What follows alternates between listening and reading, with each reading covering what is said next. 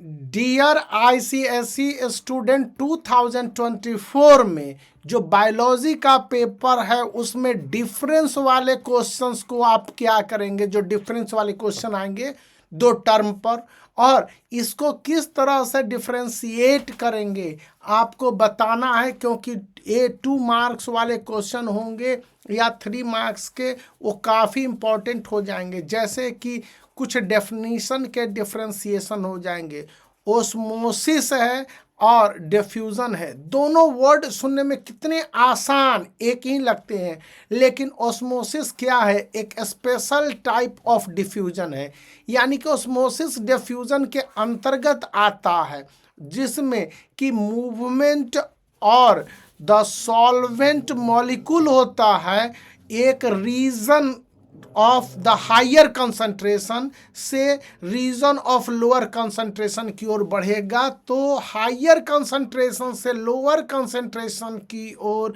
जब मूवमेंट होगा और सॉल्वेंट मॉलिक्यूल्स का, और तो ये स्पेशल टाइप ऑफ डिफ्यूजन कहा जाएगा। और ये होता कहाँ पर है, तो सेमी परमिएबल मेम्ब्रेन में होता है। पॉइंट आपको याद हो गए, दैट इज गुड। अब डिफ्यूजन को जरा सा ध्यान पे, ये भी मूवमेंट है और ये सॉल्यूट मॉलिक्यूल्स का है। यहाँ पर सॉल्वेंट मॉलिक्यूल है, ये सॉल्यूट मॉलिक्यूल्स है। या आयन का भी आपको मूवमेंट नहीं कहलाता है, यह रीजन होता है हायर कंसंट्रेशन से region to a lower concentration without influence of any semi permeable membrane. Semi permeable membrane का कोई भी इसमें इन्फ्लुएंस नहीं होता है, और इसमें सेमी परमिएबल मेम्ब्रेन का इंपॉर्टेंस होता है। मेरे बच्चों ध्यान रखने हैं, एक टीचर होने के नाते मैं आपको बता रहा हूं, तो इनको ध्यान रखिए।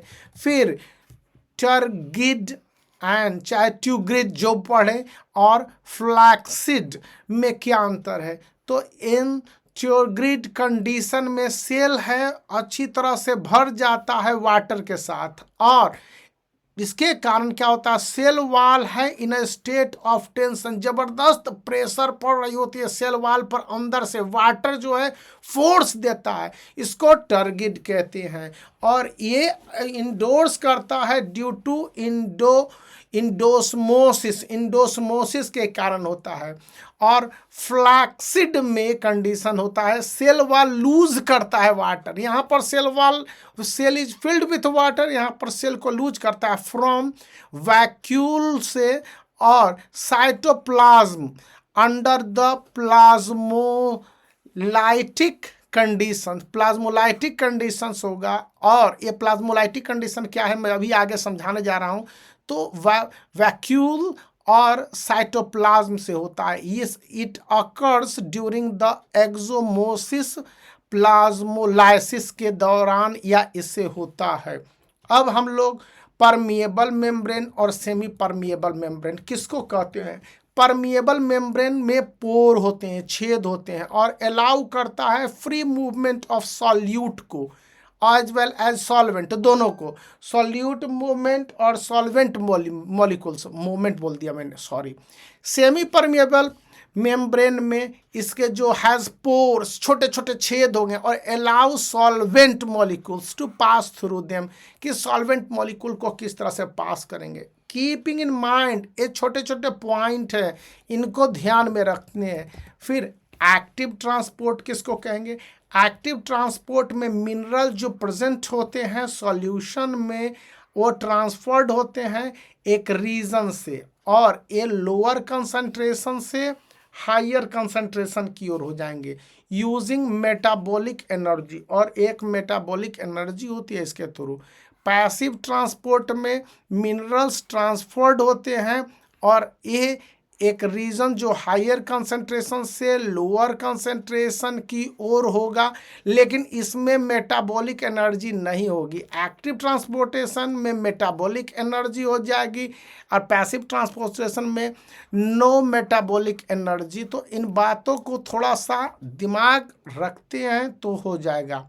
फिर टर्गोर प्रेशर्स किसको कहते हैं। It is the pressure applied by content of a target cells on the cell wall. जितने भी कंटेंट होते हैं टारगेट सेल्स के और सेल वॉल पर होते हैं ना प्रेशर, उसको कहते हैं टारगेट प्रेशर, जो वाटर लगा रहा होता है इनसाइड द सेल वॉल। अब वॉल प्रेशर क्या होता है? Pressure exert by cell wall on its content, और सेल वॉल है और ये अपने सारे कंटेंट को, फ्लूइड्स को या न्यूक्लियस को, जितने भी इसमें, इसको अपने अंदर अपनी ताकत के बल पर रखे जा रहा है। इसको, इस प्रेशर को दबा रखा, पीछे भागो, तो ये सेल वॉल प्रेशर कहलाता है। अब यहां पर भी कुछ और टॉपिक है, जैसे कि ट्रांसपिरेशन एंड गुटेशन के बारे में है। देखिए, जो पॉइंट यहाँ पर लिखेंगे उसके अपोजिट पॉइंट यहाँ पर लिखेंगे, मतलब कि ट्रांसपिरेशन में जो पॉइंट होंगे उसका अपोजिट गुटेशन में होगा। जैसे ये रेगुलेट होता है गार्ड सेल के द्वारा, और यहाँ पर कोई गार्ड सेल वगैरह नहीं होती है, ड्यू टू रूट प्रेशर से ये गुटेशन होता है। चलिए, it occurs at day time में होता है, इट अकर्स एट नाइट। दोनों में डिफरेंस है ना। वाटर स्केप्स थ्रू अस्टोमाटा के थ्रू वाटर निकलता है, एंड लेंटिकल्स और लेंटिकल्स के थ्रू। यहाँ वाटर स्केप करता है थ्रू हाइड्रोथोड्स ओनली, हाइड्रोथेड्स के थ्रोट के द्वारा होता है। फिर water escape in form of water vapour के फॉर्म में यह स्केप करता है। अब देखेंगे यहाँ पर वाटर स्केप करता है hydathodes present on the margin of leaves के मार्जिन के कारण, और in form of water droplets के कारण होता है। अब नया और हम लोग डिफरेंसेस देख लेते हैं, transpiration and evaporation. Transpiration loss of water होता है, किस फॉर्म में? In form of vapour. कहाँ से? Aerial part of the plant के वे पार्ट जो हवा में रहते हैं ना, उससे होता है ट्रांसपिरेशन। यहाँ पर होता है इवेपोरेशन में loss of water, surface of the water bodies and in form of water vapour, लेकिन इसके लिए प्लांट का होना कोई ज़रूरी नहीं है। फिर है, यह वाइटल है, बहुत ज़रूरी है लाइफ के लिए, and partly of physical process, और ये बॉडी एक होना जरूरी है जिसमें कि यह प्रोसेस होगा, और controlled by both internal and external factor of the body और external of the tree. Even human में भी ऐसा नहीं होता है, लेकिन प्लांट में तो ऐसा होता है कि प्लांट का इंटरनल जो होता है, जैसे कि जाइलम एंड फ्लोएम टिश्यूज़ है, फिर एक्सटर्नल है इसका बार्क है, तो ये सब लीव्स हैं, स्टोमाटा है, तो वो सब काफ़ी इंपॉर्टेंट रोल प्ले करते हैं। और ये एक स्लो प्रोसेस है, यह एक इवेपोरेशन फास्ट प्रोसेस है। इसमें फिजिकल प्रोसेस को कंट्रोल्ड किया जाता है temperature and humidity of atmosphere के द्वारा। स्टोमाटा किसको कहते हैं? ये लोकेटेड होते हैं on the lower surface of dicot leaves. Monocot dicot leaves होते हैं, और उसमें ये आपको दिखेंगे both upper and lower surface of monocot leaf.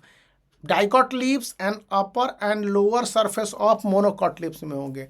लेकिन लेंटिसल्स क्या है कि these are located on the stem of woody plant. जो प्लांट वुडी होंगे, स्ट्रॉन्ग इसका स्टेम होगा, वहाँ पर लेंटिसल्स होते हैं। अब यहाँ पर है स्टोमाटा में लॉस ऑफ वाटर होता है through stomata, in term as stomatal transpiration. यहाँ पर लॉस ऑफ वाटर होगा फ्रॉम लेंटिकल्स और lenticels, is called lenticular transpiration. ये आप समझ लेंगे इस तरह से, circulator transpiration and lenticular transpiration. ये आप देख लीजिए, बहुत आसान से, इसमें कोई बहुत लंबा चौड़ा नहीं है। फिर हम लोग ब्लड और लिम्स में अंतर देख लेते हैं, फिर आर्टरीज एंड वेन में अंतर देख लेते हैं। ब्लड क्या है? ब्लड में आपके 3 इंपॉर्टेंट पार्ट होते हैं, RBC red blood cells, WBC white blood cells, platelets, और प्लेटलेट्स के अंदर भी बहुत सारे पार्ट्स होते हैं, हम उतना डीप में नहीं जाएंगे। लैंप्स में only soluble part of plasma रहता है, प्लाज्मा का बहुत ही सॉल्यूबल पार्ट रहेगा। फिर इसमें एल्बुमिन होता है ब्लड में, ग्लोब्यूलिन होता है और फाइब्रिनोजेन होता है इस ब्लड में।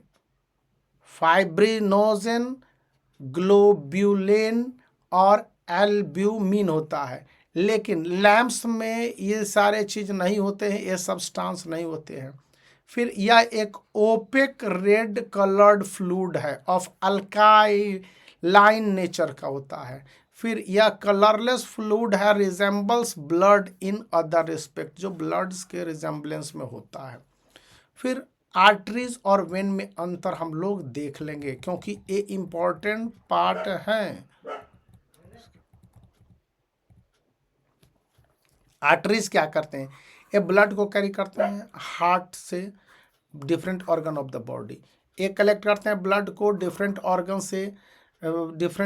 से कलेक्ट, यहाँ पर ये कलेक्ट करते हैं, ये कैरी करते हैं, कलेक्ट करते हैं different organ of the body. ये है कैरी करते हैं oxygenated blood accept pulmonary arteries या आर्टरी को, लेकिन ये कैरी करते हैं डीऑक्सीजनेटेड ब्लड को एक्सेप्ट पल्मोनरी वेन को। ये कैरी करेंगे, यहाँ पर ये कैरी करते हैं ऑक्सीजनेटेड ब्लड और ये एक्सेप्ट पल्मोनरी आर्टरीज, और ये दीज कैरी डीऑक्सीनाइज्ड, यहाँ पर ऑक्सीजनेटेड है और डीऑक्सीजनेटेड है, याद रखना, सिर्फ टर्म इतना ही का डिफरेंस है। फिर ब्लड फ्लो करता है rapidly with jerk under pressure, बहुत झटका देता है, लेकिन ब्लड यहाँ पर स्लोली वेन्स में at a constant slow speed. फिर the wall of arteries are thick and elastic, काफ़ी थिक और इलास्टिक होते हैं। The wall of vein are thick and non elastic, यहाँ पर किसी तरह के इलास्टिक नहीं है। वॉल्व्स आर एब्सेंट आर्टरीज में, valves are present in vein. तो ये पॉइंट्स जैसे आप याद रखने हैं और इसी तरह से डिफरेंसेस दिखाने भी हैं। फिर आरबीसी और डब्ल्यूबीसी में आप अंतर देख लीजिए। आरबीसी होता है minute biconcave disc like structure, flat in centre, thick and round at the periphery, चारों ओर बाउंड्रीज में थिक एंड राउंड होते हैं। डब्ल्यूबीसी ये एमियोबॉइड, एमीबा के शेप में होता है। कैन प्रोड्यूस सूडोपोडिया, और ये प्रोड्यूस कर सकता है सूडोपोडिया को।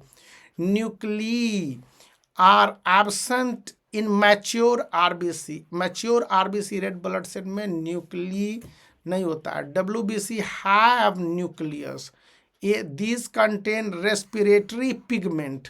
ए haemoglobin is not present in WBC, और इसको हेमोग्लोबिन कहते हैं, जो लाल कलर इसको प्रदान करता है। RBC helps in transport of oxygen and carbon dioxide. WBC help in protecting the body against infection from the germs, germs के इन्फेक्शन से ये फ्री कर देता है, और प्रोटेक्शन ऑफ द बॉडी। फिर the number of RBCs in adult mail is 5 million पर millimetre cube है। The number of usually 4000 to 8000 पर मिलीमीटर क्यूब है। The average life span is 120 days RBC का होगा, तो इसका महज 60 डेज हो, सॉरी ये मुश्किल से 60 से 20 डेज तक का होता है, 2 वीक्स तक जा पाता है। तो यहाँ पर ये मैक्सिमम कहा गया है, जनरली ये 16 डेज तक का ही होता है। तो इस तरह से आप डिफरेंस को देखेंगे कि किस तरह से डिफरेंस निकालने हैं। कुछ और भी है, जैसे ओपन सर्कुलेटरी सिस्टम है, क्लोज सर्कुलेटरी सिस्टम है, आपको ये दिखता है। फिर हार्मोन्स और एंजाइम्स पर है। तो हार्मोन्स किसको कहते हैं? ये act at site usually far away from the source, act usually with the same cell at most close to the cells, always transport by blood, not transported by blood, in some cases transported by ducts, enzyme, और hormones है always transported by bloods, chemically may be protein, steroids और amino acids hormones. ये chemically always protein enzymes होते हैं। Insulin and ग्लूकोजोन आप देख लेंगे। फिर nervous control and hormonal controls, ये भी इम्पॉर्टेंट हैं। फिर ये सारे पॉइंट्स हमने निकाले थे कि आपको समझाएंगे, लेकिन बहुत समय की कमी रह गई है और इसमें इन स्टूडेंट को बता पाना थोड़ा सा इम्पोर्टेंट है। तो ये आप लोग पॉइंट देख लेते हैं। फर्टिलाइजेशन वाला है कि एक्सटर्नल फर्टिलाइजेशन और इंटरनल फर्टिलाइजेशन, ये थोड़ा इम्पॉर्टेंट है, इसलिए मैं आपको इस पर भी पॉइंट आउट कर दे रहा हूँ। एक्सटर्नल फर्टिलाइजेशन जहाँ आउटसाइड द बॉडी एनिमल होता है, मीडियम सच एज वाटर, ये अक्कर होता है। यहाँ पर inside the body of the female के बॉडी के अंदर होता है। सेक्सुअल रिप्रोडक्शन, इसमें 2 गैमेट्स होते हैं और 2 इंडिविजुअल्स जरूरी होते हैं। नो गैमेट्स होता है और ओनली 1 इंडिविजुअल्स होता है प्रोडक्शन में। आइसोगैमेट्स होता है, ये similar in shape and size and unite to form a zygote. ये डिसिमिलर होता है मेल एंड फीमेल गैमेट्स के, which produce zygotes in fertilisation. तो इन बात को स्ट्रक्चर ऑफ स्पर्म का स्ट्रक्चर होता है, ए मोटाइल होता है, कंसिस्ट ऑफ हेड होगा, नेक होगा, मिडिल होगा, पीस होगा एंड टेल होगा। यह हैप्लॉयड होता है, याद रखने इसका, हैप्लॉयड होगा, लेकिन ओवम में ये राउंडेड होता है, मोटाइल होता है और हैप्लॉयड स्ट्रक्चर का ये भी होता है। देखिए कुछ सिमिलर पॉइंट भी होते हैं जिसको हम लोग डाल देते हैं।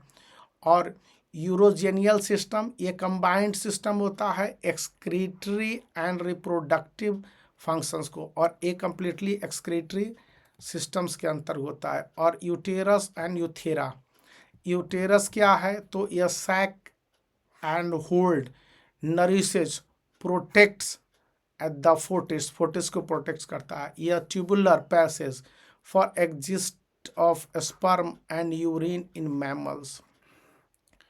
यूरोजेनियल डक्ट किसको कहते हैं, it carries both gametes and urine, it carries only urine. तो इन बातों को ध्यान रखना है, वीडियो को लाइक करने हैं, चैनल को शेयर करने हैं और दोस्तों को इसमें सब्सक्राइब करना है। मैं आपको इसी तरह के वीडियो लाते रहता हूं जो काफ़ी इंपॉर्टेंट है। और कल ऑल द बेस्ट, तो बने रहने हैं, वीडियो को लाइक करना है, चैनल को शेयर करना है और सब्सक्राइब करना है।